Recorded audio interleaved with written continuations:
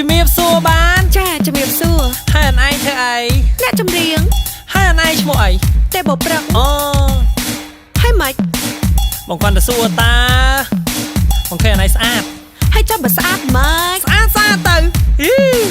ងាប់ហើយគ្រាន់តែបងស្រឡាញ់សួរស្ដីស្រីស្រស់ជីវ៉ាតើអូនដើរទៅណាមកអូនឡើងសសក់អូនហាយឡាយក្រហមនិយាយពីសំនឹងបងថាល្អឌីបវេប្រុសស្អាតសុភាពសុនណាក៏គេដឹងគេស្គាល់ពេញនគរបងឃើញដើរកាន់កូនឆ្ងាយប្រយ័ត្នផងស្រីស្នេហ៍ប្រយ័ត្នវាខំកអ្នកប្រុសនេះសែនខូចម្លេះទេប្រាល្បិចចង់ញ៉ាយគឺនេះស្ទើរណាស់បងមើលទៅមុខសម្បូរល្បិចដែរមិនក៏ប្រុសមានស្នេហ៍ញ៉ាយអត់ម្លេះបងស្អប់ណាស់ឲ្យតែឃើញគេស្អាតនៅតែខំសង្វាតាមញ៉ាយតែម្ដងខំទៅនួនល្អងអ្នកប្រយ័ត្នស្នេហ៍ស្នំប្រយ័ត្នតែកោត្រូវថ្ងៃមុខអូនសានបាច់កាយទេចាត់តែភ្នែកអូនតិចច្មោះតិចចកានតិចបងនិយាយប្រាប់អូនត្រង់មកនិយាយត្រង់តិចថាបងនេះល្បិចយ៉ា